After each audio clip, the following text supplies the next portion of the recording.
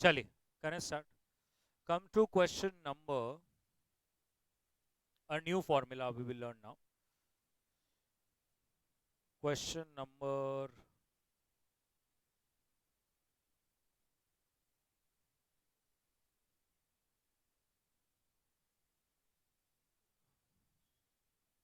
35 हुआ है क्या, चेक करो. Come to question number 35.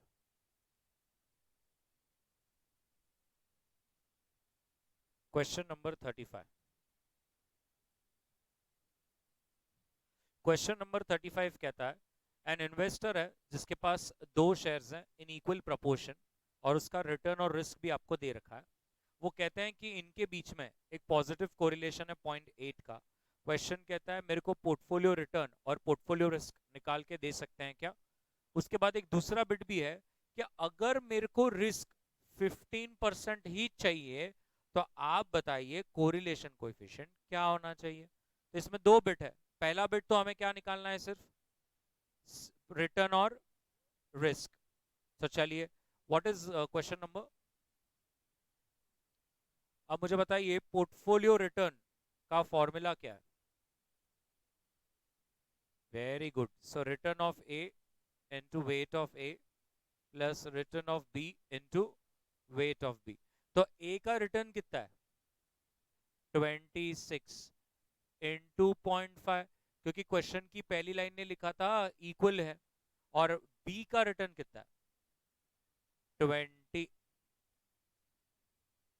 Into 0.5, so this comes to 23.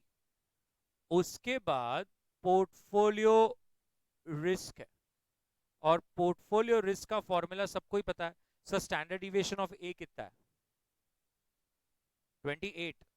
सो 28 का स्क्वायर इंटू वेट का स्क्वायर. इसका स्टैंडर्ड डिविएशन 23 का स्क्वायर इंटू वेट का square plus 2 into into into what is correlation coefficient. So can you tell me those three numbers. पहला जो है 196, उसके बाद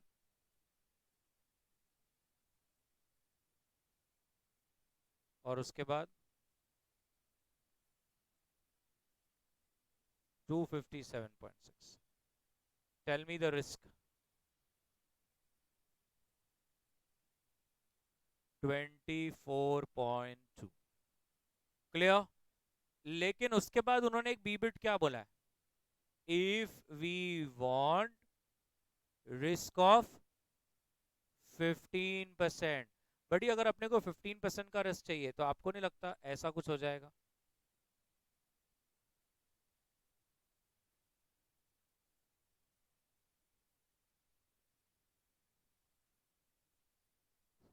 यस और नो. और यहां पर क्या होगा, आर. अब उसके बाद हम क्या करेंगे, स्क्वायर ऑन बोथ साइड्स. तो जब मैं दोनों तरफ से स्क्वायर करूंगा तो ये 15 का बन जाएगा 225. और एटलीस्ट राइट हैंड साइड में क्या हो जाएगा, रूट का साइन हट जाएगा. एक बार रूट का साइन हट गया तो सब इंडिपेंडेंट हो जाता है, और फिर आप अपना आर आराम से निकाल सकते हो. तो पहला टर्म 196 था, दूसरा टर्म 132.25 था, और तीसरा टर्म बताइए 322 R. therefore r is equals to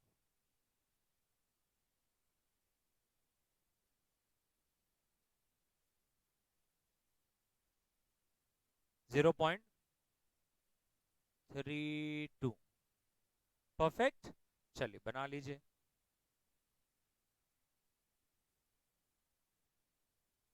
हाँ, वो कह रहा है आर नेगेटिव है, एक बार चेक कर लो बस.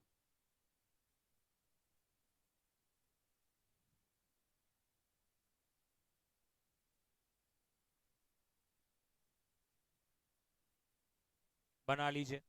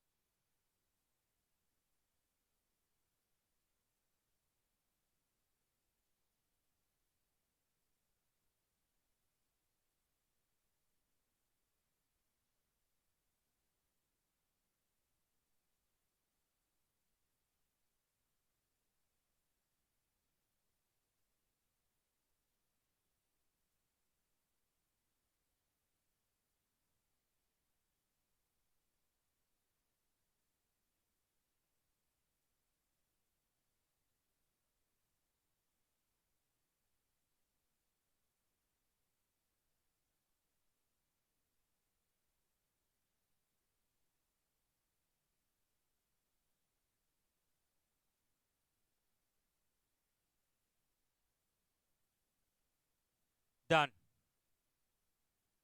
परफेक्ट। सो अगर आपका -0.32 आता है तो आपको 15% का रिस्क में काम बन सकता है, 50-50।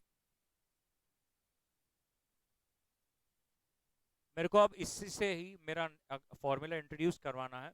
तो मेरे को बताइए सबसे अच्छा कोरिलेशन कोएफिशिएंट क्या रहेगा अगर हमें रिस्क को सबसे कम में कम करना है। आई फॉरगॉट, सब इंग्लिश मीडियम है। What will be the best में best correlation coefficient that we can take between two stocks if we want to reduce the risk? क्या होना चाहिए बेस्ट में बेस्ट? 1। 1 सबसे वर्स में वर्स होता है। जब 1 होता है तो भर भर के रिस्क होता है, हमें रिस्क को कम करना है। तो अगर मैं क्या बोल सकता हूँ, what be the ideal situation के वाओ क्या जोड़ी बना है, रब ने बना दी जोड़ी, ऐसे दो स्टॉक्स के बीच में कोरिलेशन कोएफिशिएंट क्या होगा? So the correct answer is -1। -1 जो दो स्टॉक्स के बीच में कोरिलेशन कोएफिशिएंट हो तो उससे कम रिस्क हो ही नहीं सकता।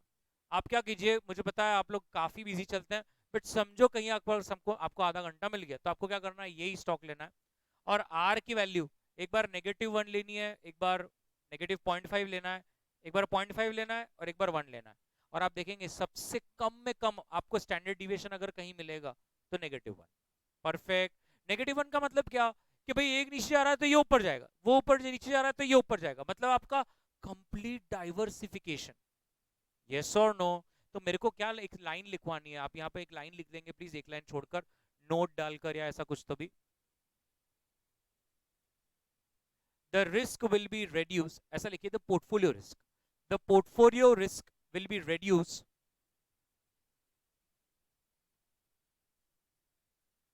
the portfolio risk can be reduced if the correlation coefficient is a -1 between two stocks. If the correlation coefficient is -1 between two stocks, दो स्टॉक्स के बीच में कोरिलेशन कोएफिशिएंट -1 रहेगा तो कर सकता है। अभी मेरे पास एक और एक तरीका है, आप बिलीव नहीं करेंगे, बहुत तरीके हैं। अगर -1 है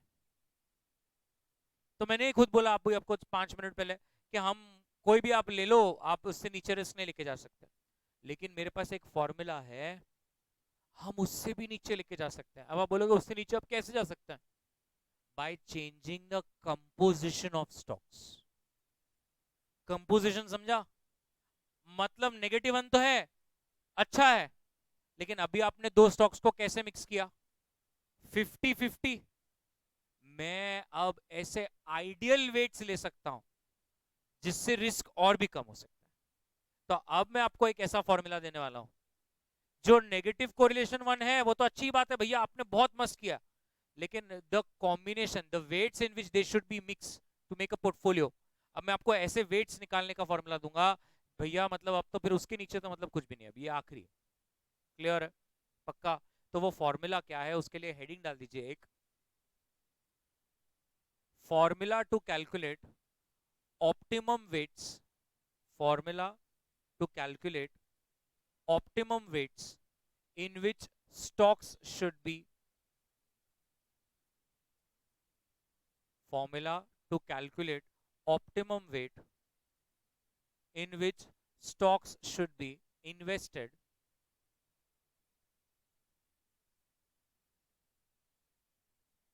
to create a portfolio, to create a portfolio,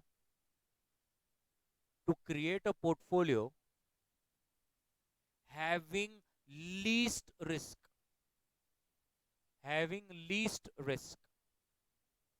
clear है क्या? मतलब मुझे डर लग रहा है, आई होप आपको ये समझ रहा है, मैं फिर से एक बार इसके ऊपर और थोड़ा फोकस देना चाहूंगा कि अगर आपका, मेरे अभी जो मैं फॉर्मूला बताऊंगा उस फॉर्मूला से अगर आपने वेट डिसाइड किए, बट अगर कोरिलेशन कोएफिशिएंट 0.8 है, पॉजिटिव 0.8 है, तो I hope you know there is further room for reduction in risk. Room for reduction कब नहीं होगा?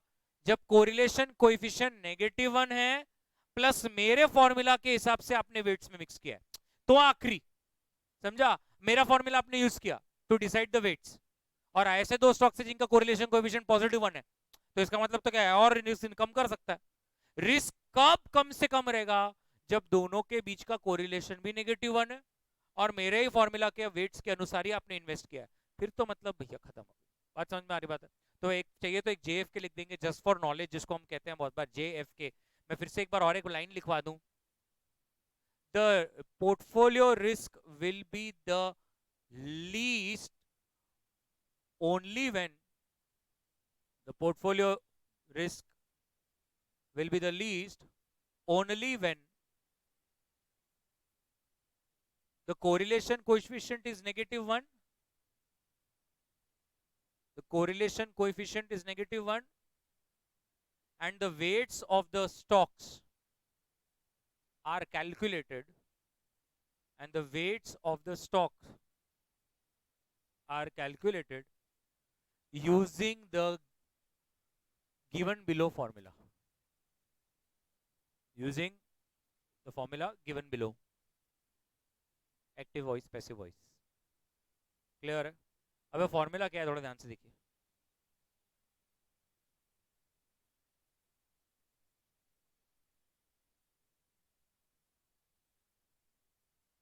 इसके ऊपर अपने पास एक क्वेश्चन भी है, दो क्वेश्चन है, एक रेप्लिका क्वेश्चन है। फॉर्मूला है, सबको कोवेरिएंस पता है, कोवेरिएंस फॉर्मूला है WX ना, WX का मतलब है भाई आपके दो स्टॉक होंगे, एक को हम एक साथ रहे हैं, तो WX will be standard deviation of Y का square minus covariance between XY upon standard deviation of X का square plus standard deviation of Y का square minus 2 covariance of XY। ये फॉर्मूला है, जितना चाहे उतना घूर लीजिए आप। स्टैंडर्ड डिविएशन ऑफ Y का square minus covariance of XY upon standard deviation of X का square plus standard deviation of Y का square minus 2 covariance of XY। तो ये फॉर्मूला आप लिख लीजिए कि weight of X is equals to standard deviation of Y का square minus covariance of XY upon standard deviation of X का square plus standard deviation of Y का square minus 2 covariance of XY।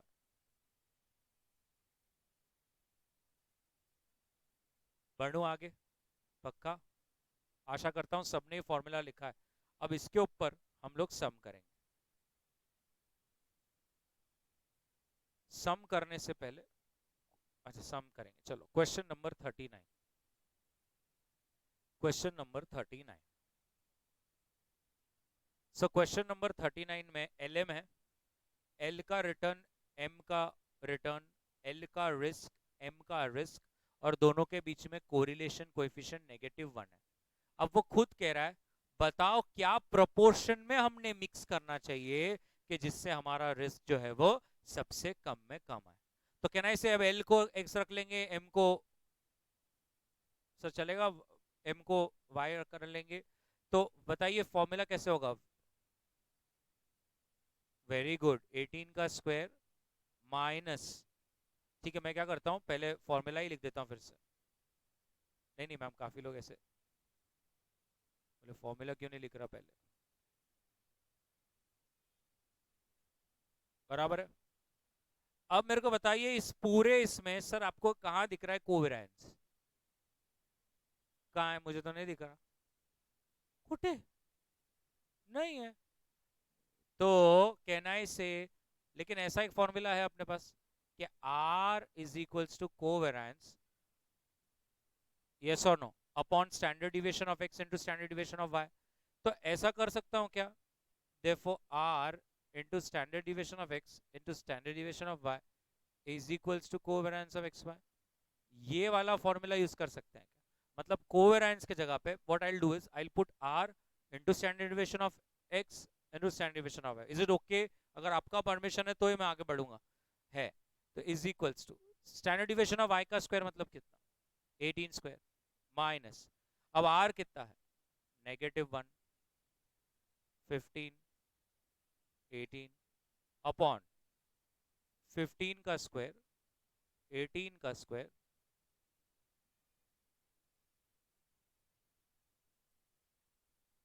Yes or no? Tell me, 18 का square 324, और वो minus minus plus हो जाएगा, तो ma'am 15 into 18,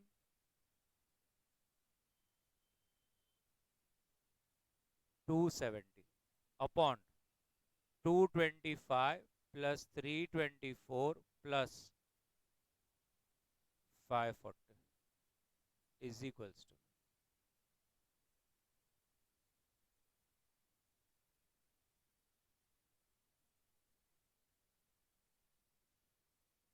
0.545। इसका मतलब मालूम पड़ा क्या? 54.5% should be invested in security L and remaining should be invested in security M। मस्त। तो चलिए मैं लिखवाऊंगा, पहले लिखेंगे let investment in security L, let investment in security L be W X. Next line, let investment in security M be Y, L का X और M का Y। yes or no? एक बार वो लिख लिया, उसके बाद पहले ये फॉर्मूला लिख लेने का कि W X is equals to, ये फॉर्मूला आ जाना चाहिए आपकी बुक्स में।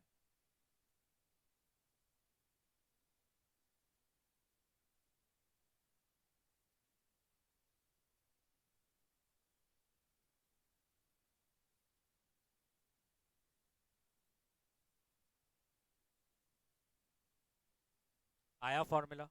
अब उसके नीचे ये लिखने का, but we know that R is equals to, but we know that R is equals to covariance of xy upon standard deviation of x into standard deviation of y।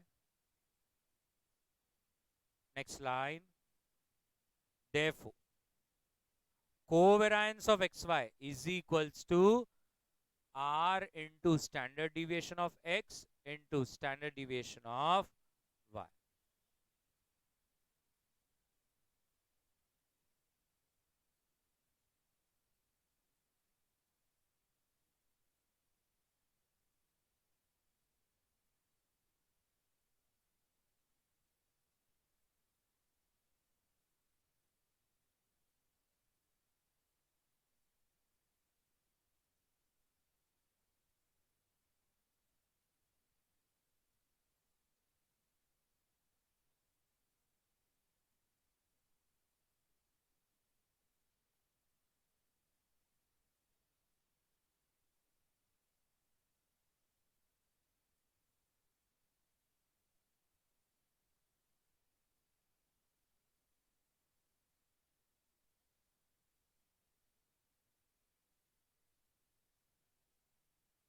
ये हो गया।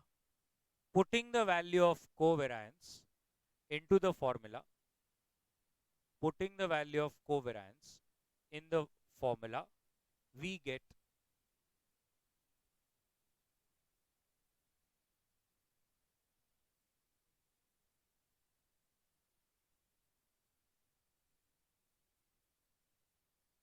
और ये बोर्ड पर आपके सामने पूरा इक्वेशन लिखा हुआ है नंबर्स के साथ, आप आराम से उसको लिख सकते हैं।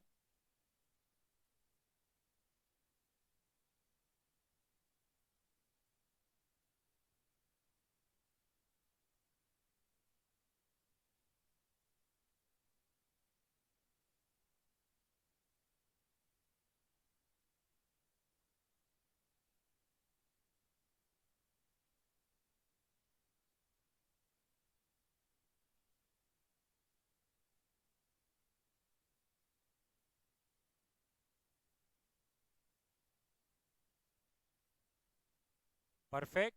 Conclusion. In order to get a portfolio with a minimum risk, in order to make a portfolio with a minimum risk, in order to make a portfolio with a minimum risk,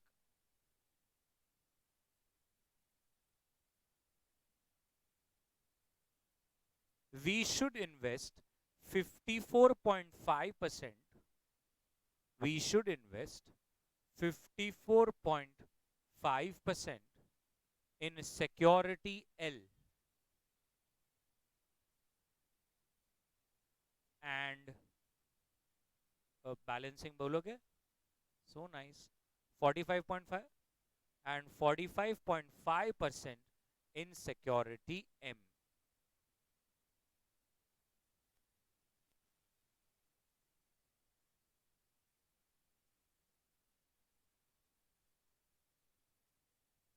perfect, कितना मस्त।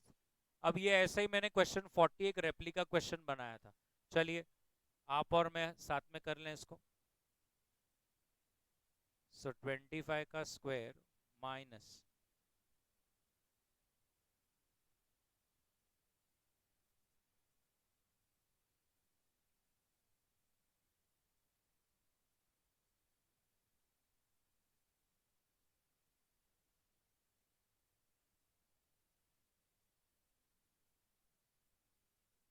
और जैसे आपका आता है question number 40 का answer मुझे भी बताना। धन्यवाद। हाँ, मैं ऐसा आपको बोल रहा था कि आपको अगर ऐसा कुछ पोर्टफोलियो बनाना है तो उसका लीस्ट में लिस्ट रिस्क आएगा कब, जब -1 कोरिलेशन रहेगा और वेट्स ये फॉर्मूला के अनुसार रहेंगे। ये पर्टिकुलर क्वेश्चन में सामने वाले को यही दो स्टॉक में इन्वेस्ट करना है, तो वो कहता है अब देखो दो स्टॉक का बीच के कोरिलेशन, अब जैसे बैंक, आईसीआईसीआई बैंक और एचडीएफसी बैंक का कोरिलेशन कोएफिशिएंट पॉजिटिव रहेगा कि नेगेटिव रहेगा? पॉजिटिव रहेगा ना, क्योंकि दोनों बैंक्स है, तो दोनों को सेम न्यूज लगता है, तो दोनों साथ में ही चढ़ेगा। आरबीआई ने अगर कुछ स्ट्रिक किया तो दोनों ऊपर साथ में जाएगा, साथ में नीचे आएगा, बराबर है, तब दोनों में पॉजिटिव कोरिलेशन रहेगा। लेकिन मुझे कंपलसरी एचडीएफसी और आईसीआईसीआई में इन्वेस्ट करना है, तो अब मैं आपको ये बोल रहा हूं the only way in which I want to reduce my portfolio is by getting the best combination of weights. But I am telling you practically if you want more na, then you take a portfolio having the negative correlation between two stocks.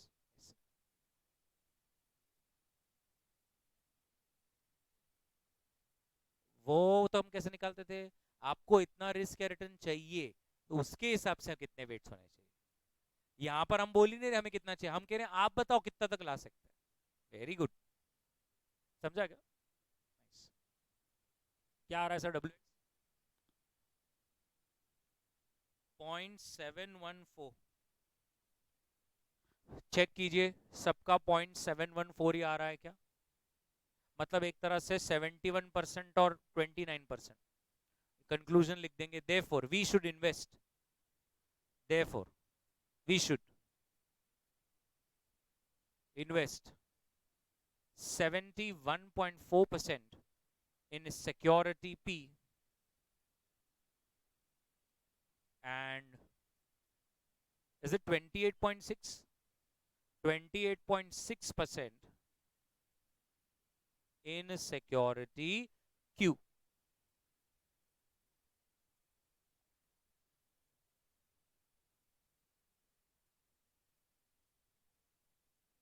क्या क्या क्या?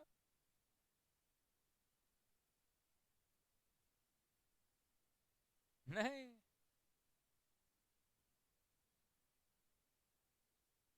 आप पहले draft कर लो क्या question है आपके मन में। आपको ये पूछना है कि क्या पोर्टफोलियो में रिस्क फ्री सिक्योरिटी डालना जरूरी है या नहीं। नहीं, मेरे पोर्टफोलियो में 250 कंपनी से ज्यादा शेयर्स है मेरे पास, एक भी रिस्क फ्री नहीं है, सभी रिस्की है। आपको हाँ अभी आप बोलिए आपको क्या करना है उसमें, अभी समझो। मुझे रिस्क को कम करना है तो मैं क्या कर सकता हूँ? जरूरी नहीं ना रिस्क फ्री सिक्योरिटी में, बंद ही कर सकता हूँ इन्वेस्टमेंट, एफडी में डाल सकता हूँ। यस, ये किनके काम का है? बड़े बड़े म्यूचुअल फंड मैनेजर्स है, हेज मैनेजर्स है, who are remaining invested in the stock market, and client के बोलने के हिसाब से उनको उनका रिस्क वगैरह कम करना, तो फिर वो लोग गवर्नमेंट बॉन्ड्स में इन्वेस्ट करते हैं, सोवेनियर बॉन्ड्स में इन्वेस्ट करते हैं। ऐसा कोई कंपलसरी थोड़ी है। नहीं नहीं नहीं, क्वेश्चन नंबर 41 पे आने का। और 41 आपने एक्चुअली कर लिया, मुझे मालूम है ना किया हुआ है। चलो देखो क्वेश्चन 41, पीछे अपनी बुक्स को पलटिए। 41 आपका पहले सेशन में हो चुका है, बी भी किया होगा, नहीं किया है तो अब भी करेंगे।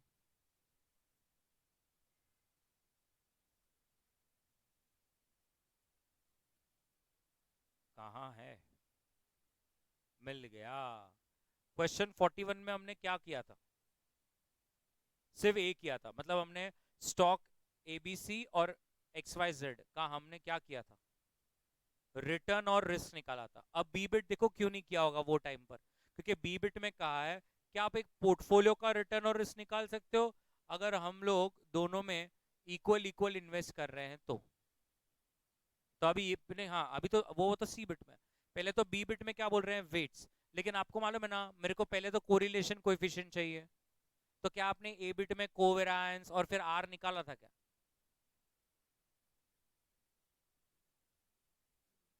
कोवेरिएंस निकाला था? बोलिए कोवेरिएंस क्या है?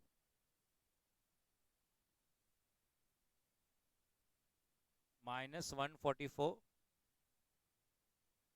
ये कोवेरिएंस था कि summation of P X minus X bar Y minus Y bar था, वही रहता है वो, क्योंकि डिवाइड बाय 1 है। अब ये कोवेरिएंस है तो हम आर कर सकते हैं ना।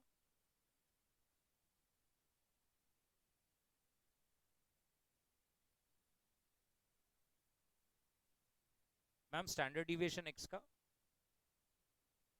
और उसका,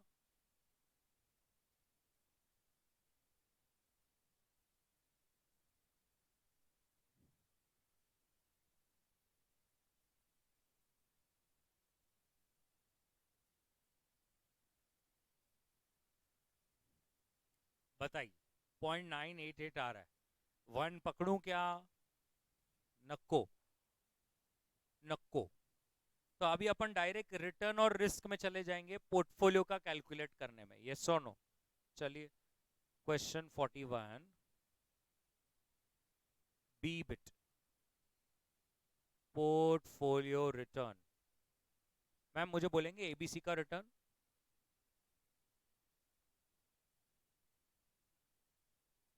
और उसका,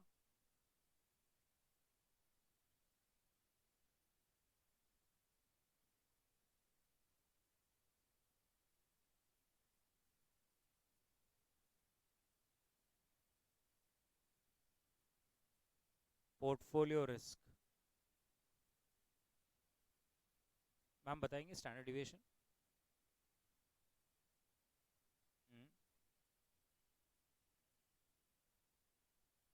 267।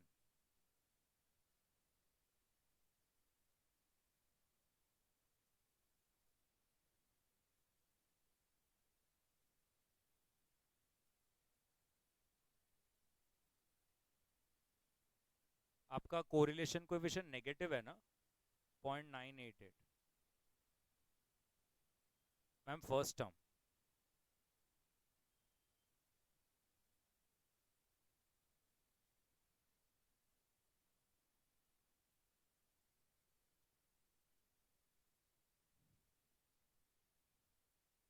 First term 41 point, second term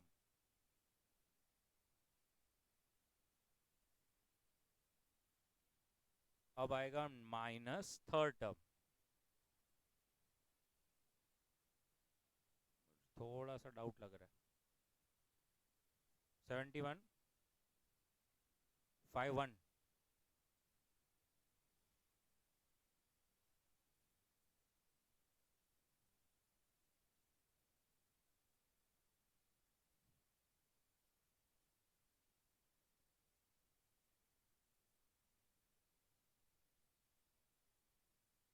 1.26% आ रहा है क्या देखो,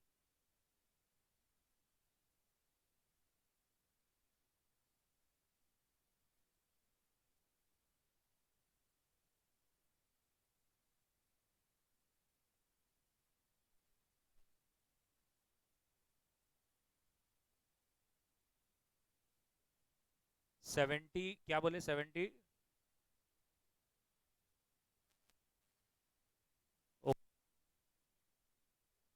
ये आपका बी बिट है, सबका हो गया है क्या?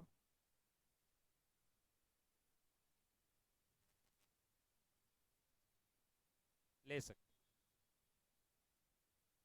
ज्यादा फर्क नहीं आएगा।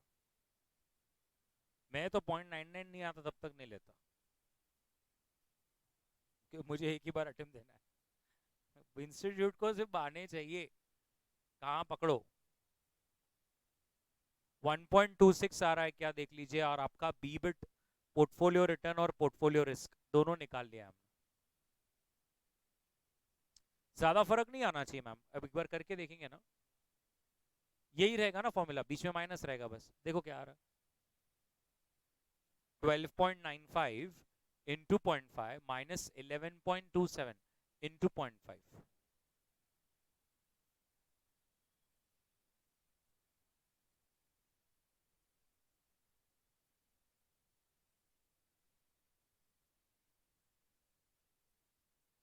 नहीं, I tell you ma'am, 12.95 into 0.5 minus 11.27 into 0.5।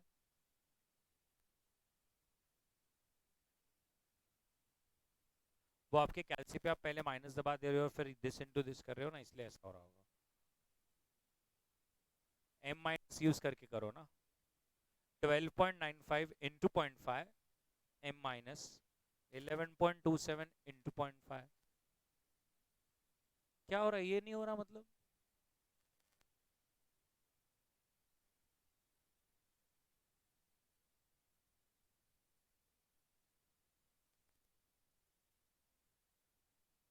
बहुत, 0.5 मतलब किसको बोलते हैं।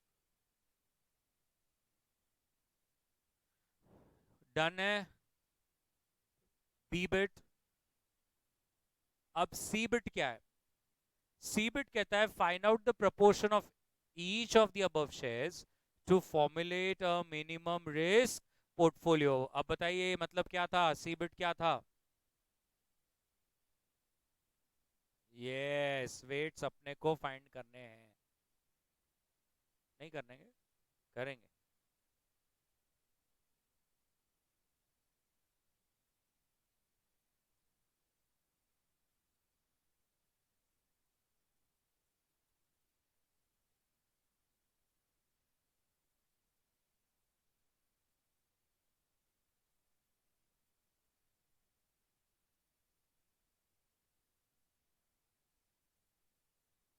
इस बार आपका कोवेरियंस है ना 144 पॉइंट। नेगेटिव ही लिया मैम। 12.95।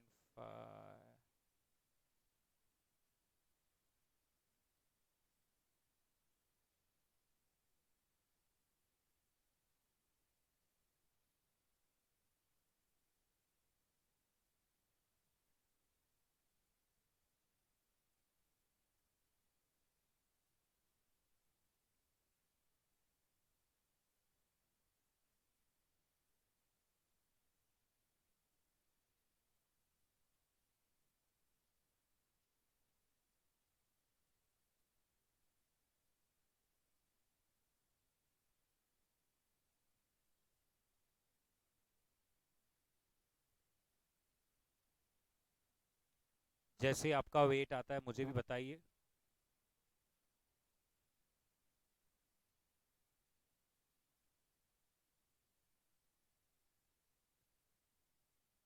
मतलब 0.465। सब लोग चेक कीजिए कि आपका भी 0.465 आ रहा है।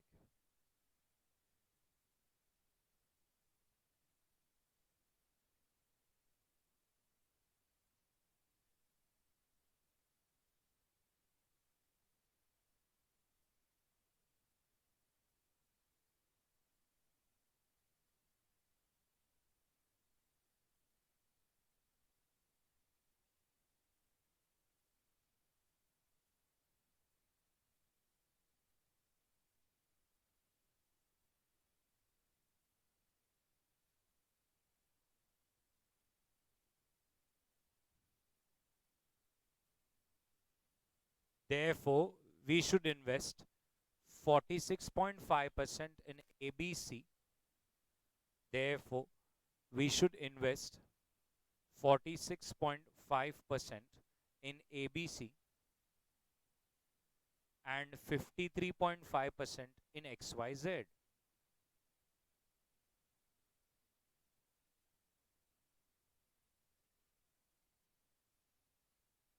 सही है ना?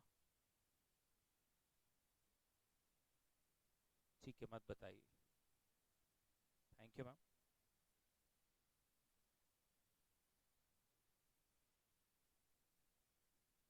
65, 66 डन। 65 बाकी है। 65 बाकी है। एक बार सब लोग देखिए।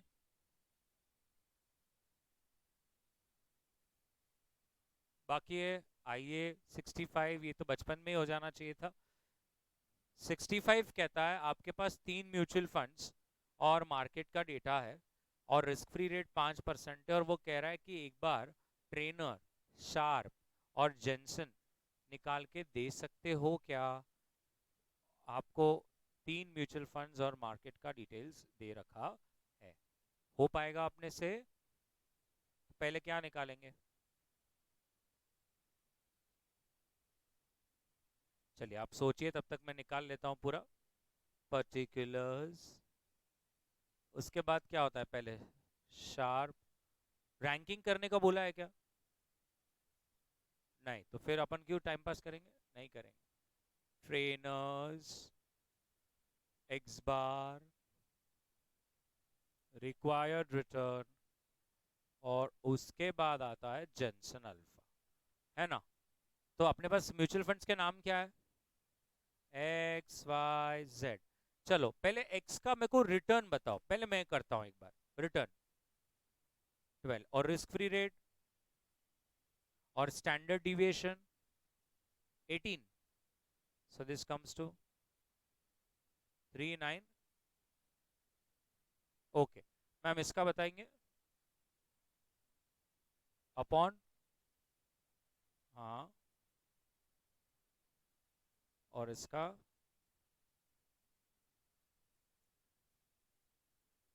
4। Okay ma'am.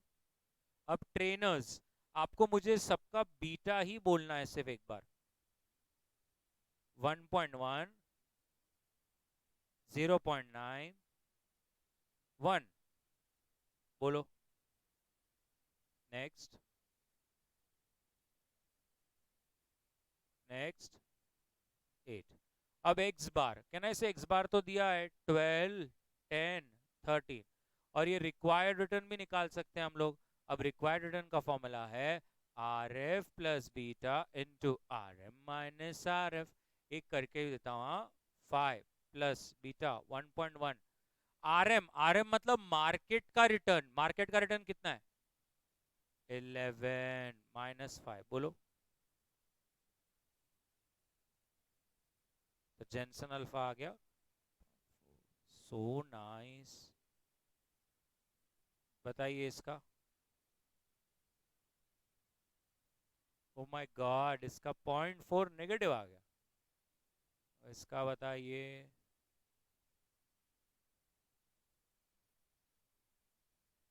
परफेक्ट। चलिए सबसे पहले लिख देंगे calculation of Sharpe ratio comma Treynor's ratio and Jensen alpha, जेंसु।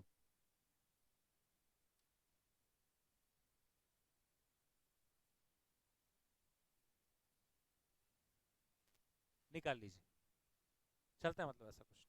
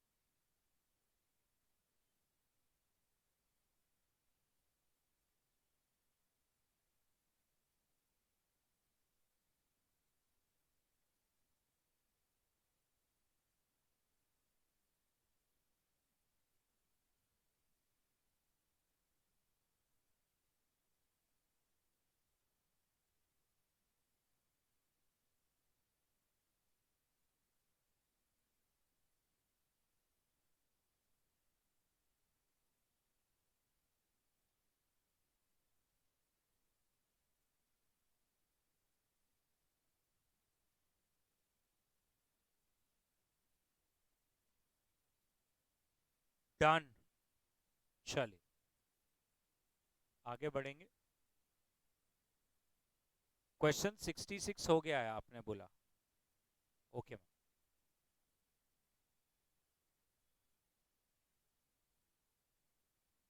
Okay.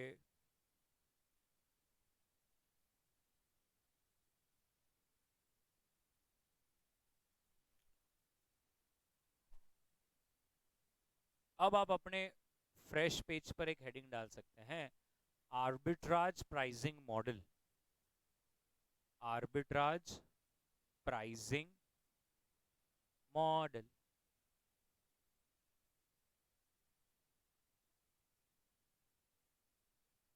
Arbitrage pricing model. ठीक है। अब ये क्या होता है थोड़ा देखिए। हमारा CAPM का फॉर्मूला क्या था? Very good. राइट। और हम इसको क्या बोलते हैं? Market risk premium. है कि नहीं? ऐसे बोलते हैं ना। तो आपको नहीं लगता CAPM फॉर्मूला सिर्फ एक ही रिस्क को कंसिडर करता है, मार्केट के? लेकिन अगर मैं ऐसा फॉर्मूला बनाऊं तो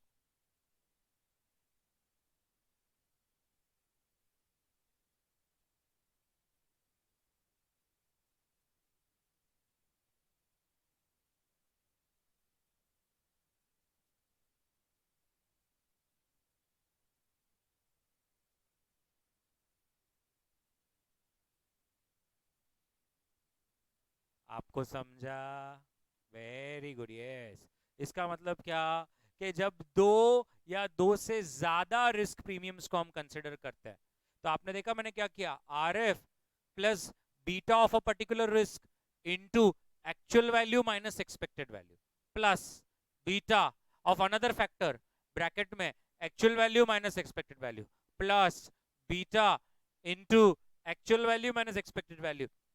सर अब 3 बार बोल दिया। ऐसे अगर आप मल्टीपल फैक्टर्स करेंगे और उसका जो आंसर आएगा उसको बोलते हैं, आपने रिस्क निकाला, आपने रिक्वायर्ड रिटर्न निकाला, but not as per CAPM but as per arbitrage pricing model. So when only one risk premium is considered, that is market, we say it is CAPM. But if you try and take into consideration multiple risk premiums, then we say you are using APT, arbitrage pricing theory. Okay. तो सबसे पहले हम लोग arbitrage pricing model का जो ये formula है, ये फॉर्मूला लिखेंगे कि required return is equals to RF plus beta bracket में actual value minus expected value plus beta actual value minus ऐसे 3 बार कीजिए, actual value minus expected value beta actual value minus expected value, ऐसे 3 बार कीजिए और फिर बाद में डॉट डॉट डॉट कर दीजिए। मतलब 4 5 6 और भी आ सकता है। परफेक्ट। क्लियर। तो आपको एक यही बात समझ में आ गई ना, जर एकच रिस्क प्रीमियम असेल तर आपण त्याला सांगू CAPM, जर 2 आणि 2चे जास्त असेल तर आपण त्याला सांगू APT। क्लियर है? अब अगर किसी के मन में ऐसा होता है कि मुझे कुछ तो भी अलग ही पूछना है क्वेश्चन, कि ये पहले एक्चुअल और बाद में एक्सपेक्टेड क्यों ले रहे हो, तो ये सब रिस्क है, बराबर है? तो अब थोड़ा एग्जाम्पल के तौर पे लेते हैं, इधर सब लोग देखेंगे। अब आपको ऐसा लग रहा था कि 4% इन्फ्लेशन होगा, लेकिन मैम अचानक 6% हो गया। The risk actual value is more than your expectations. तो अगर मैं AV माइनस EV लिख रहा हूं तो वो क्या हो जाएगा, 6 minus 4 which will be 2। 2 positive, 2 positive मतलब आपका रिक्वायर्ड रिटर्न ऑटोमेटिकली क्या हो जाएगा, बढ़ जाएगा, कि एक्सपेक्टेशन बढ़ेंगे ना जैसे जैसे रिस्क होगा। समझा? अब अगर मैं यही फॉर्मूला EV माइनस AV कर देता, एक्सपेक्टेड माइनस एक्चुअल, और जरा सोचिए ऐसा होता था, अब तक तो इन्फ्लेशन 4 ही था, लेकिन अभी तो इंडिया में 8% इन्फ्लेशन आने वाला है, तो आपका तो -4 हो जाता था। -4 मतलब अरे अब तो मेरे को पहले तो भी 4% था ना, तो मैं 10% की आशा रखता था, अब तो अगर 8% इन्फ्लेशन है इंडिया में, मुझे तो 3% चाहिए। ये क्या हो, कौन है ये, कहाँ से आ रहे हैं? तो ये एक्चुअल माइनस एक्सपेक्टेड है।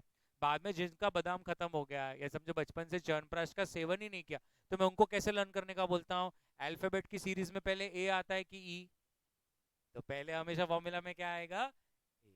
सच बताओ, तुम्हें भी यही अच्छा लगा है ना? मुझे पता था सबके बादाम का प्रॉब्लम है। आइए, नहीं नहीं नहीं, lol lol lol. Come to question number 81। हम पहले 81 करेंगे। 81 में कितने रिस्क दिख रहे हैं आपको? कितने रिस्क दिख रहे हैं? कोई बात नहीं मैम, बड़ा आदमी है वो, नीचे गिरी हुई चीज नहीं उठाता, आप दूसरा ले लेगा। क्वेश्चन 81 क्या लिखा है? सो मिस्टर टैमरिंड वो बोल रहे हैं मैं शेयर्स में इन्वेस्ट कर रहा हूं, और यहाँ पर आपको 5 रिस्क दिख रहे हैं। 5, मुझे कितने दिख रहे हैं? मुझे भी 5 दिख रहे हैं। पांचों रिस्क का बीटा है, पांचों का एक्सपेक्टेड वैल्यू है, पांचों का एक्चुअल वैल्यू है। नीचे वो कह रहे हैं अगर रिस्क फ्री रिटर्न 9.2 हो तो तुम कितना ही एक्सपेक्ट कर लोगे एज पर एपीटी थ्योरी। अब बताइए कैसे करेंगे? Question number 81। So required return, बड़ी पहले सबसे पहले क्या लेना चाहिए? R F. What is R F? 9.25 plus, अब मुझे पहले रिस्क का बीटा बताइए। 1.2। हाँ बोलो। मैंने ईवी लू या पहले एवी लू? एवी कितना? माइनस। Very good. प्लस दूसरा बीटा। हाँ बोलो। हाँ हाँ।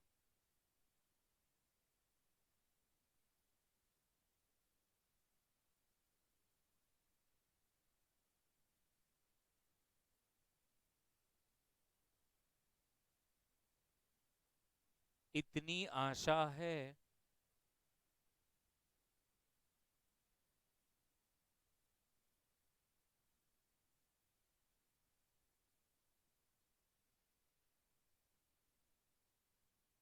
आज ही करना है।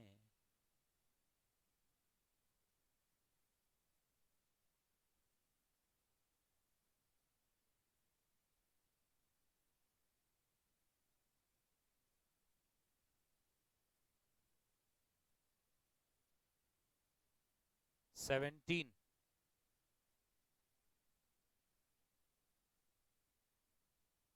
बाकी के लोग भी कर रहे हैं ना, कि डायरेक्ट 17.4 लिखेंगे?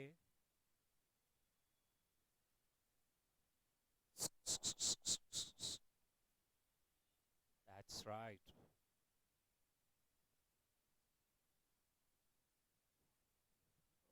वैद्य जी देख लेते एक बार, हो गया क्या बोले? 17.4।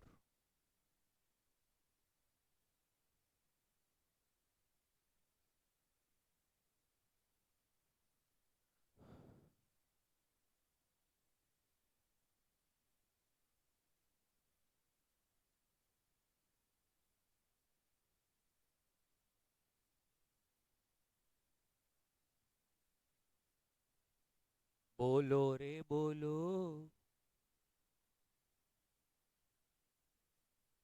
बढ़ू आगे। Question number 82। अभी 82 में आपको कितने अलग अलग फैक्टर्स या रिस्क दिख रहे हैं? मुझे तो 3 दिख रहे हैं। एक फॉरेन करेंसी, एक इंटरेस्ट और एक नेशनल इनकम, राइट? तो पहली बात, जब वो मुझे रिस्क प्रीमियम बोल रहे हैं इसका मतलब क्या हुआ? चलो कुछ भी गलत गलत बोलना है। अगर वो मुझे मार्केट रिस्क प्रीमियम बोल रहे हैं मतलब क्या हुआ? इसका मतलब वो एवी माइनस ईवी करके रखा है उन्होंने, तो उसके ऊपर कर दीजिए। एवी माइनस ईवी करा हुआ है, मुझे नहीं करना। क्लियर?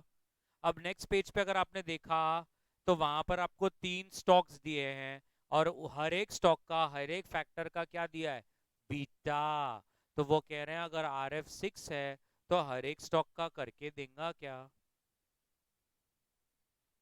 मुझे पता है आप थके हैं, मैं कर दूंगा। सिक्योरिटी ए, ध्यान से एक बार देख लीजिए। What is R F 6? अब कैसे करने का? पहला रिस्क क्या है? Forex. So 1.5 into plus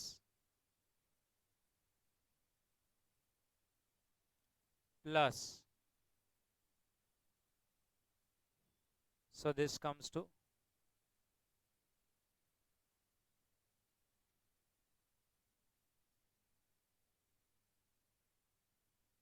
point,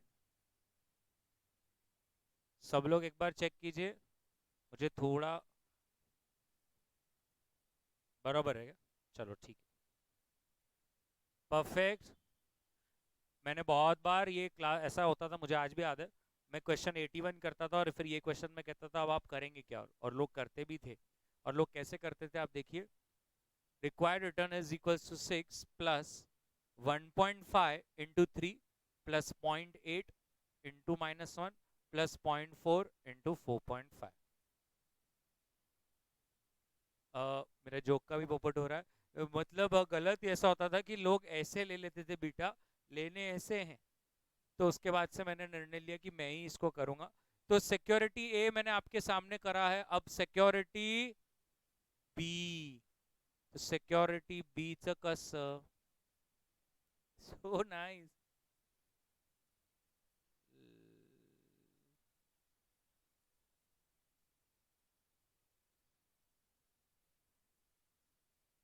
perfect.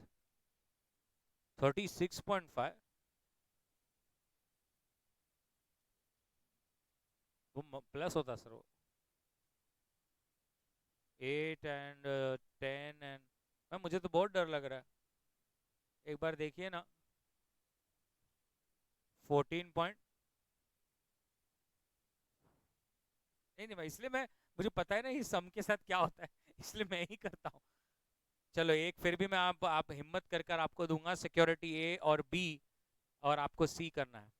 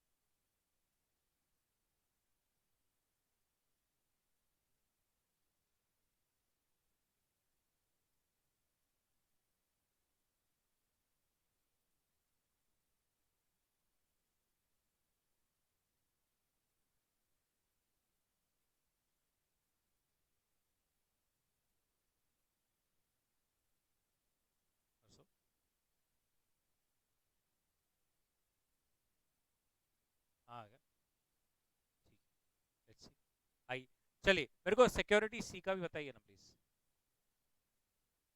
11 point.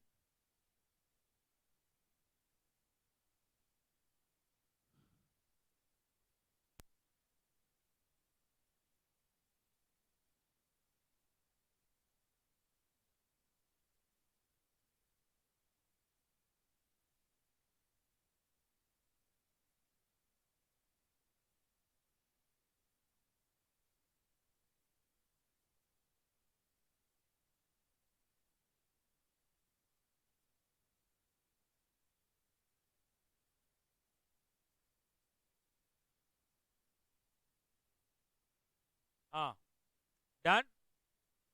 Come to question number,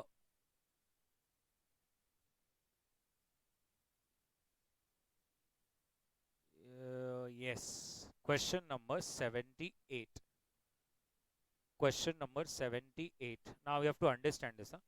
Question number 78. अब ये थोड़ा समझिए क्या बोल रहा है। Mr. X owns a portfolio with the following characteristics. So आपको ये 0.8, 1.5, 0.6, 1.2 ये चार चीजें क्या है? Very good, beta. क्योंकि ये सेंसिटिविटी बोला है ना, इसका मतलब ये बीटा है। और ये आर्बिट्राज प्राइसिंग थ्योरी है ना, एपीटी चल रहा है। तो यहां पर कितने रिस्क को कंसिडर किया गया है? दो, फैक्टर 1 और फैक्टर 2। मतलब एक मिनट, फॉर्मूला ऐसा होना चाहिए ना, required return is equals to R F plus beta of factor 1 into उसका risk premium plus beta of factor 2 into उसका रिस्क प्रीमियम। सॉर्टेड है। और दो स्टॉक्स है, security A or security B. क्या ये मानते हैं कि security A or security B का रिटर्न भी देके रखा है उन्होंने आपको 15% एंड 20%, बरोबर है। और बाजू में रिस्क फ्री सिक्योरिटी का भी आपको रिटर्न दिया है 10, बट उसका फैक्टर 1 और फैक्टर 2 का जो बीटा है वो जीरो रखा है। बीटा क्यों जीरो रखा है? बिकॉज वो रिस्क फ्री सिक्योरिटी है। Very good. अब नीचे उन्होंने कहा है अज्यूम कि जो सिक्योरिटीज हैं ये टू फैक्टर मॉडल है। ले बोल इसको क्या मतलब, हमको समझ रहा नहीं, कि अपन अपन ही बोला बाजू में फैक्टर 1 और फैक्टर 2 नीचे। अब ये बिट देखो, ध्यान से देखना क्या है। अगर मिस्टर एक्स के पास 1 लाख रुपए हैं टू इन्वेस्ट, और वो सेल शॉर्ट करता है 50,000 ऑफ सिक्योरिटी बी, और 1.5 लाख परचेस करता है ए में, तो मिस्टर एक्स का पोर्टफोलियो सेंसिटिविटी ये दोनों फैक्टर्स को लेकर क्या रहेगा? अब मुझे आगे बढ़ने से पहले आपको ये शायद सिखाना पड़ेगा कि ये क्या होता है।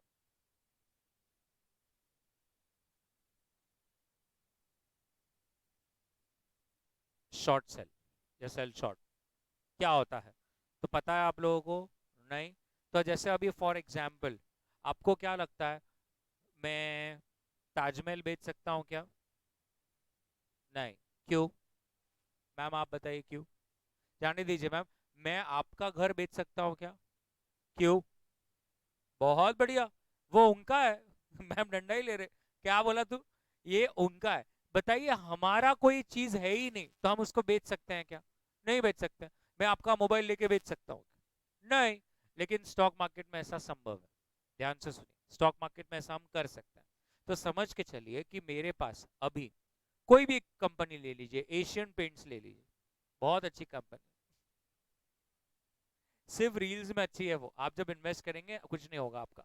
तो आपने एशियन पेंट्स के शेयर्स, मेरे पास नहीं है ऐसा आप मान के चलिए, है बहुत बट नहीं है। तो मैंने घर को पेंट नहीं किया, ये रील्स देख देख के घर को पेंट नहीं किया। मैंने बोला नहीं पेंट नहीं करेंगे, एशियन पेंट के शेयर खरीदेंगे। अब तो पेंट करने के पैसे भी नहीं रहेंगे, तो जाने दीजिए। तो आप सोचिए, मेरे पास शेयर्स ही नहीं है एशियन पेंट्स के, आप ऐसा मान के चलिए, तो मैं क्या बेच सकता हूँ क्या? नहीं। हम स्टॉक मार्केट पे इसको बेच सकते हैं। कैसे बेचेंगे, थोड़ा ध्यान से सुनिए। आज मार्केट ओपन होगा, अभी समझ लीजिए 2,800 रुपए चल रहा है एशियन पेंट्स का शेयर का भाव, 2,800। आपने 100 शेयर बेच दिए मैम, मार्केट अलाउ करता है, market will allow to sell 2008। हम लोग ना बहुत डीप में नहीं जाएंगे उसके, मैं तो ऊपर ऊपर से बता देता हूँ। हम डीप में जाना है हमें डेरिवेटिव फॉरेक्स चैप्टर में, अभी इतना डीप में नहीं, तो क्या होता है बहुत डीप चल जाते हैं, कल से आते नहीं बच्चे पे। तो 2,800 का शेयर है, 100 शेयर है ना, मैं उसको आज बेच सकता हूँ। हम जब कोई चीज हमारे पास नहीं है बट फिर भी उसको बेच अगर देना, तो उसको शॉर्ट सेल कहते हैं। ठीक है, अब हम उसको बेच क्यों रहे हैं? हमें ऐसा लगता है कि वो आज नीचे जाएगा। तो होगा क्या, 2800 आज भाव चल रहा है, मैं 100 शेयर्स उसको क्या करूंगा, बेच दूंगा।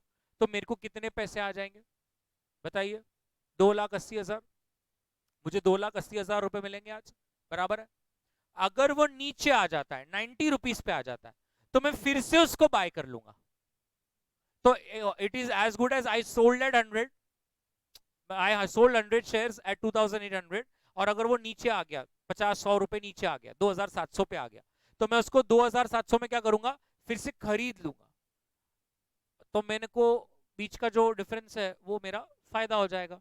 तो आप कोई चीज खरीदते कब हो, जब आपको लगता है कि उसका भाव ऊपर जाएगा, तो आप क्या करते हो? जैसे आपको लगता है कि गोल्ड अभी ऊपर जाएगा, तो आप क्या करते हो, आज गोल्ड खरीद लेते हो, जिससे फ्यूचर में जब उसका भाव ऊपर जाएगा तो आप कमा सको। वैसे ही जब आपको लगता है कि कोई चीज का भाव नीचे जाएगा, तो हम जल्दी से उसको आज बेच देते हैं, जब वो नीचे जाएगा तो हम उसको फिर से खरीद लेते हैं। बात समझ में आ रही है? ये जो डिफरेंस है इसको हम क्या कहते हैं, हमारा प्रॉफिट, हमारा फायदा, बराबर है। तो अब आप थोड़ा समझिए क्या हो रहा है, मैं क्यों सिखा रहा हूं। आपके पास 1,00,000 रुपए थे, आपने स्टॉक बी को शॉर्ट किया 50,000 से, सर मतलब बेचा। आपके पास था भी नहीं बट फिर भी आपने बेचा, यस और नो? और आपने 1,50,000 रुपए इन्वेस्ट किए। अब आपको समझा क्या, पहली बार 1,50,000 कहां से आया? एक तो आपके पास था, आपने बी को शॉर्ट किया तो वहां से 50 आए, तो आपने टोटल लगाए कितने, समझा? अब इधर देखो, कोई मुझे अगर पूछेगा तो फिर बताओ ए और बी का वेट्स क्या है, तो वेट्स होंगे, I don't know how many people will get this,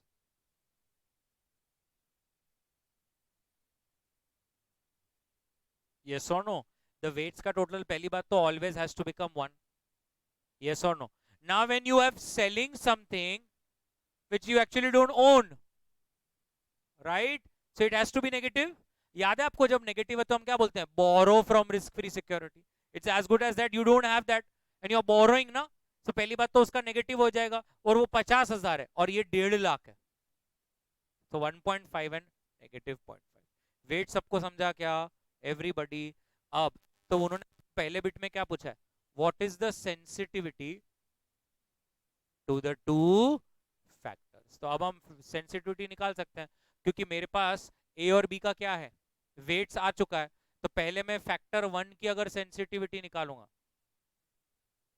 yes or no, तो क्या आएगा बताओ, फैक्टर 1 की सेंसिटिविटी कैन आई से 0.8 into 1.5 plus 1.5 into -0.5, so that will come to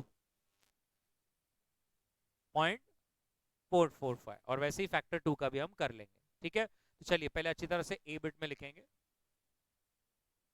A bit में लिखेंगे, if we short security B, if we short security B and invest 1,50,000 in security A and invest 1,50,000 in security A, और मुझे bracket में चाहिए कि 1,50,000 कैसे आया, तो ब्रैकेट में बता दो, 1,00,000 rupees own funds, 1,00,000 rupees own funds, 1,00,000 rupees own funds plus 50,000 received from shorting B plus 50,000 received from shorting B,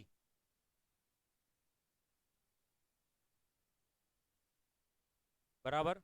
Then the weights for security A and B, then the weights for security A and B will be 1.5 and a -0.5 respectively,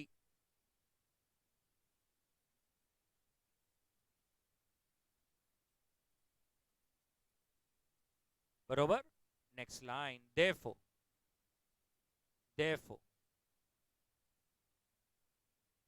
factor 1 sensitivity is equals to factor one sensitivity is equals to, bracket open कर लीजिए, 0.8 into 1.5, 0.8 into 1.5 bracket बंद, plus फिर से bracket open कीजिए, 1.5 into negative 0.5, 1.5 into negative 0.5, कितना answer आ रहा है? Sorry ma'am, 0.45। तो फैक्टर वन का 0.45 आ रहा है, एक लाइन छोड़ के। Factor two sensitivity is equals to, factor two sensitivity is equals to, factor two sensitivity is equals to bracket 0.6 into 1.5, 0.6 into 1.5 plus 1.2 into negative 0.5, 1.2 into negative 0.5, so that comes to 0.8, 0.3। so factor one का 0.45 आ रहा है और factor to का 0.3 आ रहा है। ये ए bit आपका हो गया। अब बी बिट, अब बी बिट अगर कहता है कि मिस्टर एक्स ने अगर 1 लाख बोरो किया और रिस्क फ्री रेट पे, and invest the same along with the original in the same proportion as described in part A, then again tell what will be the sensitivity to the two factors. Now again it is same only, but as usual obviously the weights will change. You have to first find the weights. What will be the weights? What will be the weights?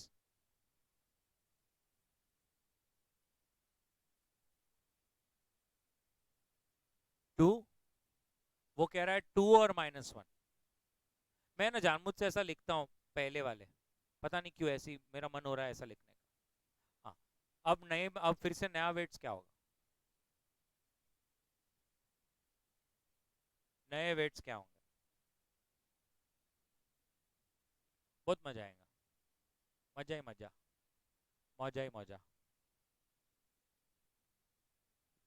बोल दूं? बोल के खत्म कर।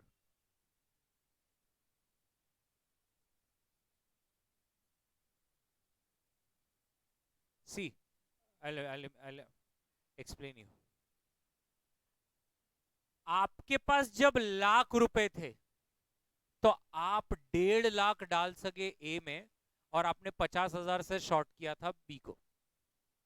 अब आपके पास लाख रुपए तो है ही, आपने और लाख रुपए लाए।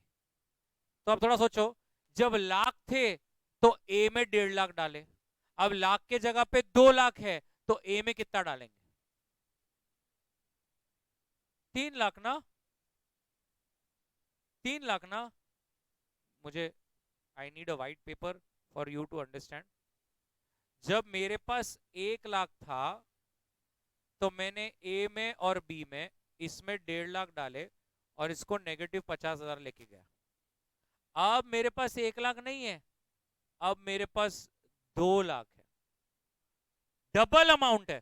तो मैं भी जो झटके दूंगा वो डबल देने वाला हूं, क्योंकि क्वेश्चन ने बोला है you will do the same thing which you did in the original situation. So in the original situation I did what?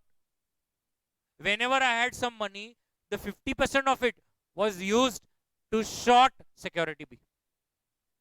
So now when I have 2 lakh rupees, आपके पास जब 1 लाख था तो आपने 1.5 गुना उसका ए में डाला। आज आपके पास 2 लाख है तो उसका 1.5 गुना आप ए में डालोगे। जब आपके पास 1 लाख था तो आपने 0.5 टाइम्स शॉर्ट किया, जब आपके पास 2 लाख है तो आप 0.5 टाइम्स शॉर्ट करेंगे। और रिस्क फ्री सिक्योरिटी में तो आप पहले से ही शॉर्ट है, क्योंकि आपने अभी बोला 1 लाख तो आपने बोरो किया है, हो गया ना वेट 1। और अमाउंट वाइज भी आप चेक करेंगे तो मेरे ही 1 लाख ही थे उसमें, 3 लाख रुपए की खरीदी की, बट वो रिस्क फ्री रेट 1 लाख है, वो भी बोरो है, और वो सिक्योरिटी बी को जो शॉर्ट किया वो भी बोरो है, यस और नो? सो हम लोग इसको कैसे लिखते हैं? When the investment amount doubles, the weights also goes double, 1.5 का बिकम्स डबल 3, और नेगेटिव 0.5 का becomes negative 1। Sorted.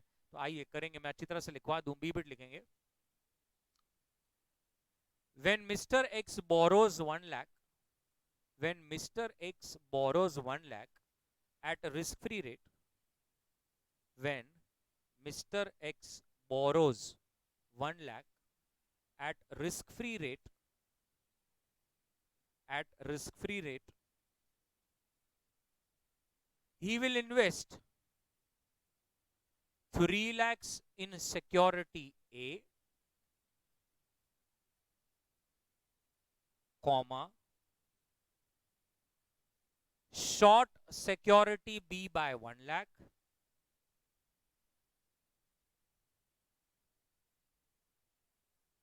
and borrowed 1 lakh at risk-free rate already. Borrowed 1 lakh at risk-free rate already.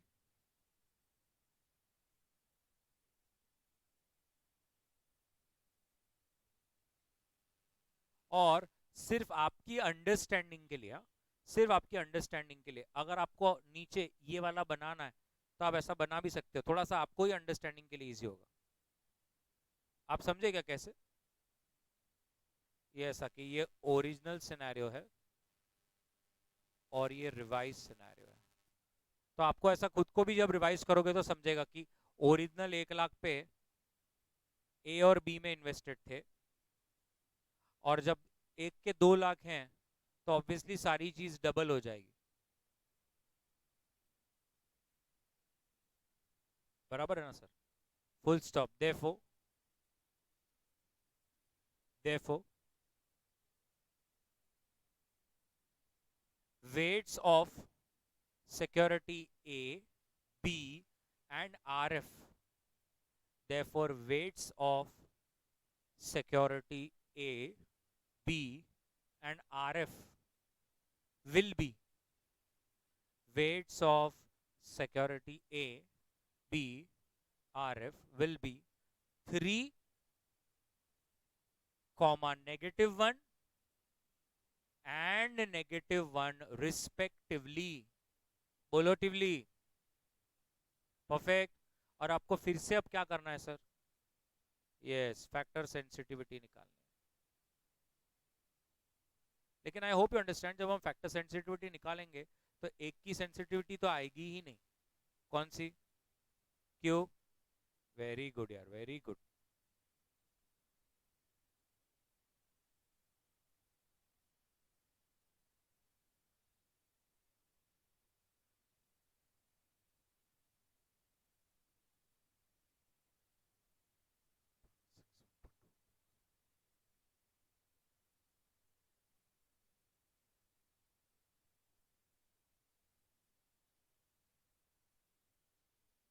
हम ऐसा उसको लिखने के लिए ऐसा लिखें क्या? ऐसा थोड़ा सा मतलब आपको भी एक हाँ, थोड़ा सा आपको भी समझने में ऐसा होगा कि अरे फिर ऐसा क्यों किया, थोड़ा सा इजी हो जाएगा आपके लिए।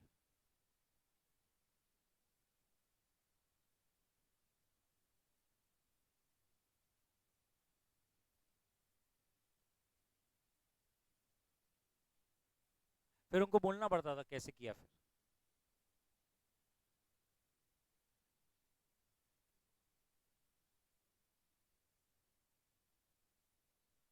और क्या होता था? शॉर्ट नहीं करता था वो।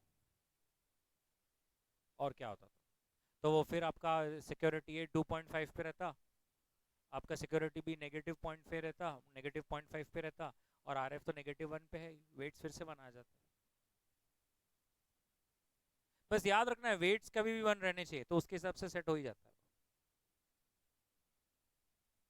क्या आ रहा है? फैक्टर सेंसिटिविटी 1.9 डबल हो गया ना, और सेंसिटिविटी 2.6, तो पहले आपका 0.45 और कुछ 0.3 था, अब डबल हो गया।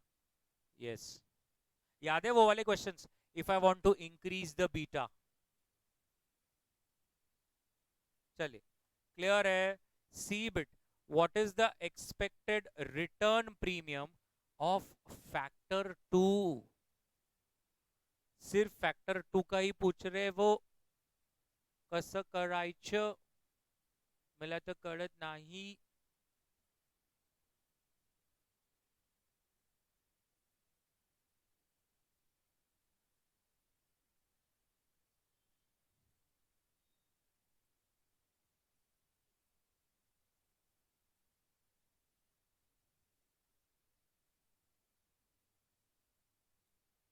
कैसे करने का?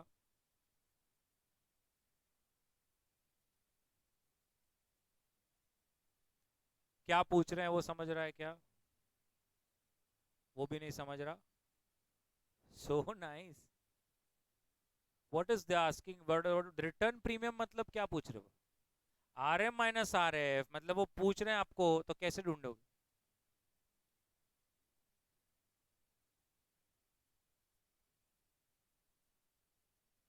कैसे ढूंढोगे?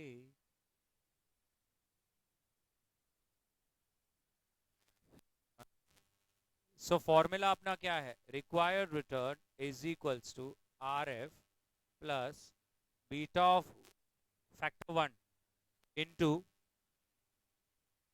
Risk premium of factor 2 plus beta of 2 into risk premium of factor 2. हाँ, अभी कैसे करोगे फिर? हम्म, क्या बड़ी बड़ी सिक्योरिटी ए भी है तेरे पास, कुछ समझा? और सिक्योरिटी बी भी है तेरे पास. तो जब दो हो और दो इक्वेशन बन रहे हो साइमल्टेनियस, यस और नो? अरे you have to just put all the values ना. Risk premium 1 and risk premium 2 is nothing but X and Y.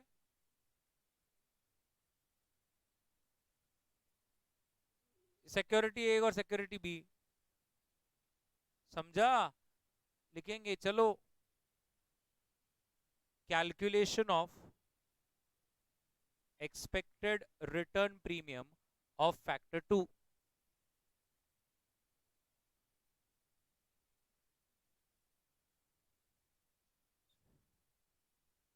बरोबर. चलिए, पहले सिक्योरिटी ए. सिक्योरिटी ए और अंडरलाइन करके पहले लिख दीजिए ऐसा. Required return is equals to RF plus beta into risk premium 1 plus beta into risk premium 2. Put the values.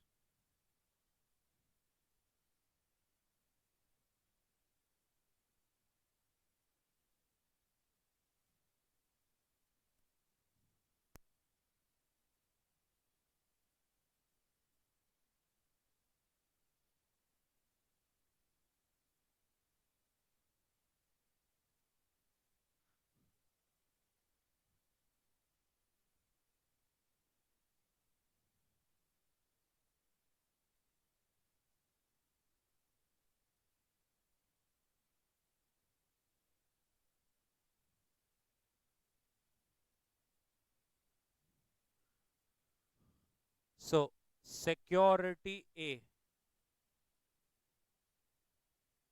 tell me what is your RF?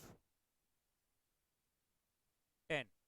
Ma'am, अब security ए का factor 1 का beta क्या है? 0.8 इंटू रिस्क प्रीमियम 1. और security ए का factor 2 का beta क्या है? 0.6 इंटू RP2. ये समझ रहा है? और रिटर्न तो उन्होंने आपको पहले दे दिया है. कितना ए का रिटर्न? 15. बरोबर है सर. अब ये जो 10 है वो इधर आ जाएगा, तो ये कितना हो जाएगा? 5 is equals to 0.8 RP1 plus 0.6 RP2. इसको बना लेते हैं equation 1. Security B. Security B का रिटर्न कितना दिया है पहले से? 20. मैम रिस्क फ्री तो 10 है, बीटा बोलेंगे?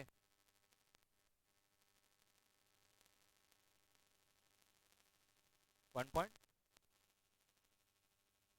सो ये 10 उधर जाएगा तो 10 is equals to 1.5 rp1 plus 1.2 rp2. This is equation 2. अब तो बताओगे solving simultaneous equations. Tell me what is rp1 and rp2.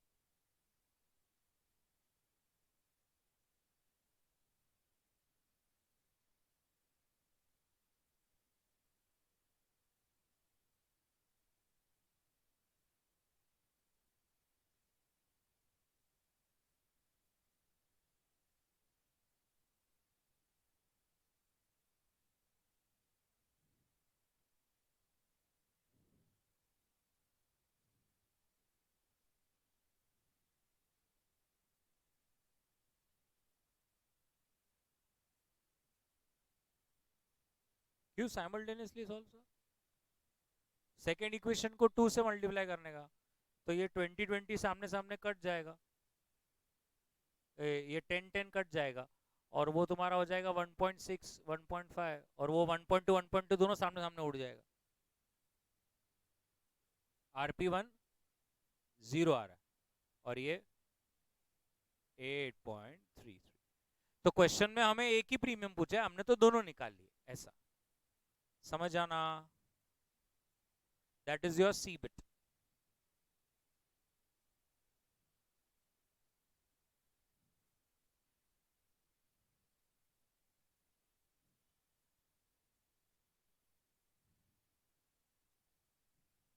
Done.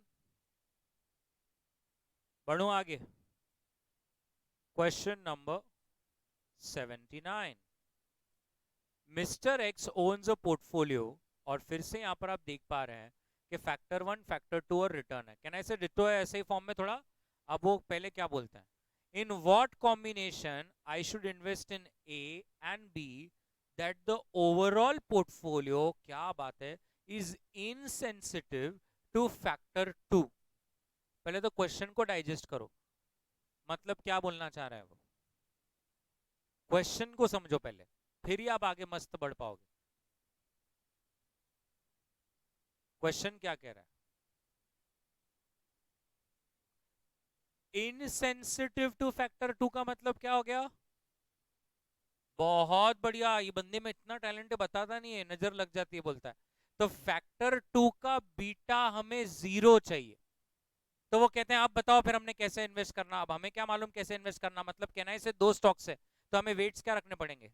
ए का वेट क्या होगा, W A, or security B का वेट क्या होगा, 1 minus W A. Yes or no. तो इधर देखो, फैक्टर 2 का बीटा मेरे को तो 0 चाहिए. Yes or no.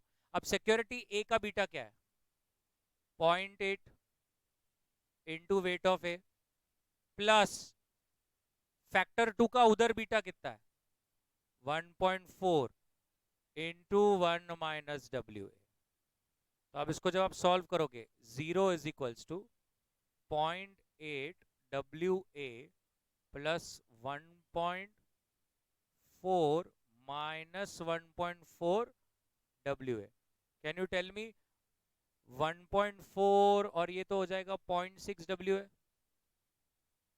is equals to 1.4. Therefore WA is equals to,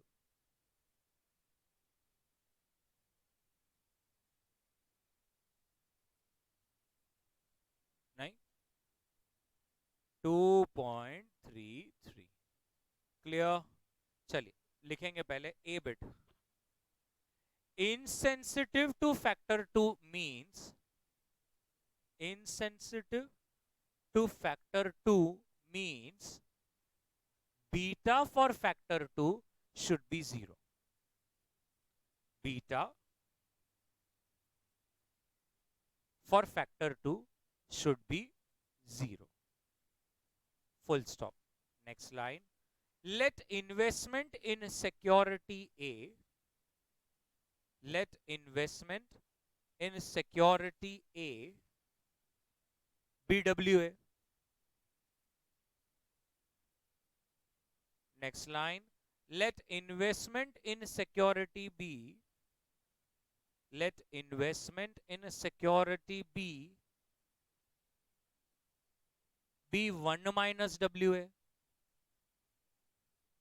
Therefore,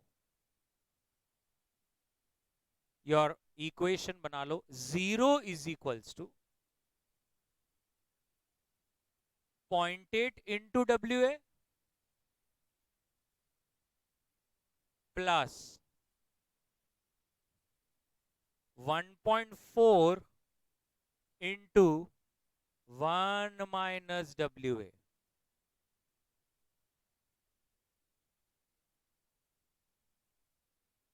You will solve and you will get WA as 2.33.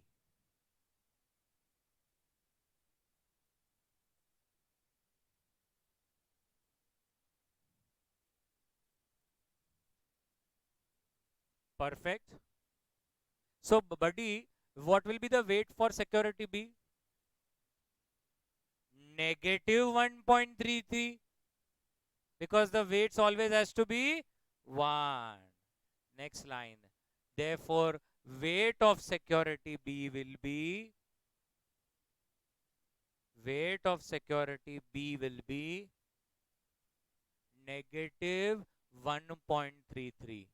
Bracket में लिख दीजिए, because sum of weights should always be 0 ना, 1. Sum of weights should always be 1.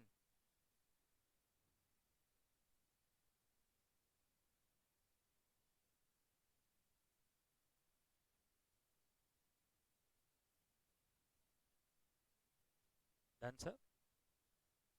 अब B bit देखो, बहुत मस्त है. वो कहता है अब क्या कॉम्बिनेशन में सिक्योरिटी ए, सिक्योरिटी बी और रिस्क फ्री रेट में डालूं कि मेरा फैक्टर 1 का सेंसिटिविटी 1 आना और फैक्टर 2 का सेंसिटिविटी 0 आना. इनसेंसिटिव बोला ना.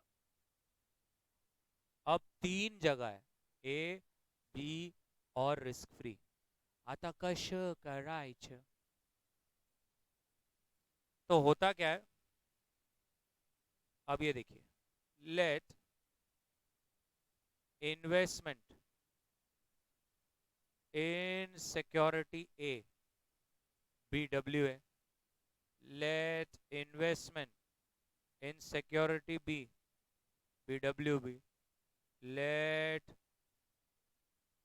risk free be WRF. अब जो बच्चा ये सोच रहा है कि उसका मैथमेटिक्स अगर स्ट्रांग है, वो सोचेगा कि भाई ये 3 वेरिएबल्स ला लिए इसने साइमल्टेनियसली, में तो 2 ही चाहिए, बाद में तकलीफ हो जाएगा. तो देखिए उन्होंने क्या बोला है, आपको फैक्टर 1 का सेंसिटिविटी क्या चाहिए, 1 ही चाहिए. बराबर है. सिक्योरिटी ए का फैक्टर 1 का बीटा क्या है,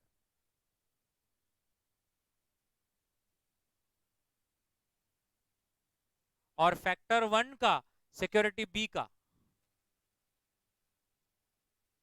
अब तो आप समझ ही गए होंगे, ऑटोमेटिक हो जाता है. फैक्टर 2 का बीटा क्या चाहिए आपको, मैम बीटा बोलिए फैक्टर 2 का. और इधर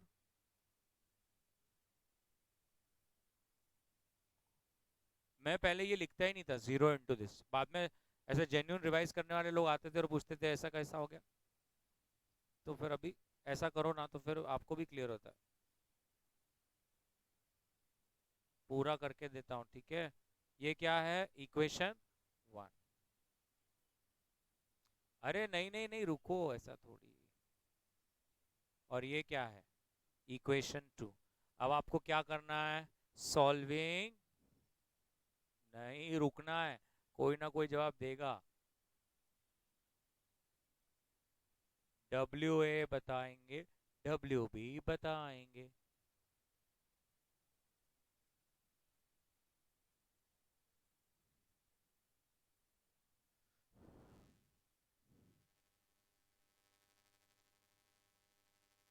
this is your B bit. बना लीजिए और WA WB भी निकालिए।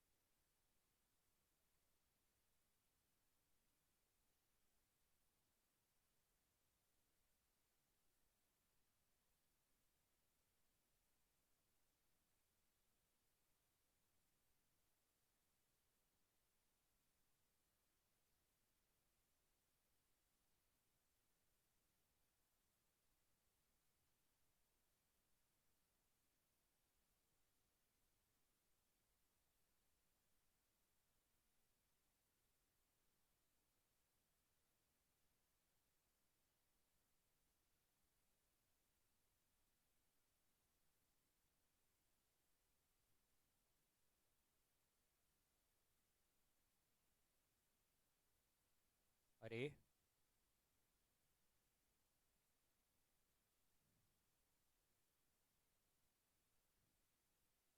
सो वेट ऑफ बी 1.6 आ रहा है आपका, और वेट ऑफ ए -2.8।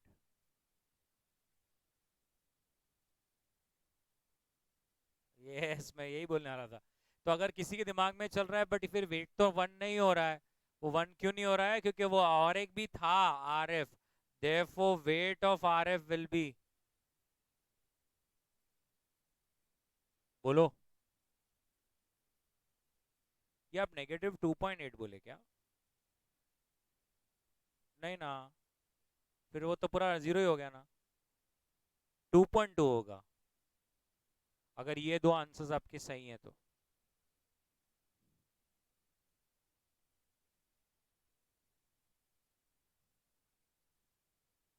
ये 2.8, ये जो आपने दो वैल्यूज निकाली है ना, ये दो वैल्यूज को इक्वेशन में डाल के देखो ना, 0 और 1 आता है क्या? आपको ही समझ जाएगा कि राइट है कि रॉन्ग।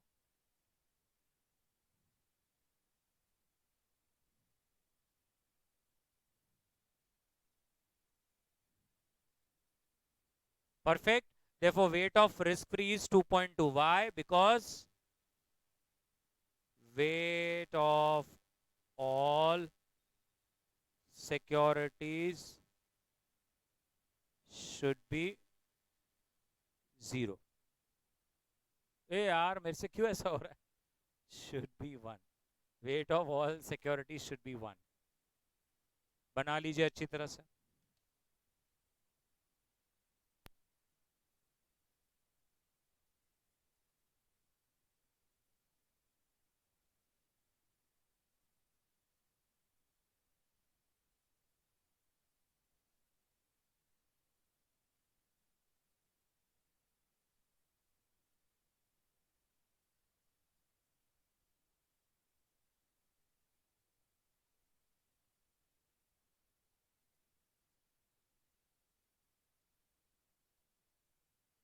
Perfect.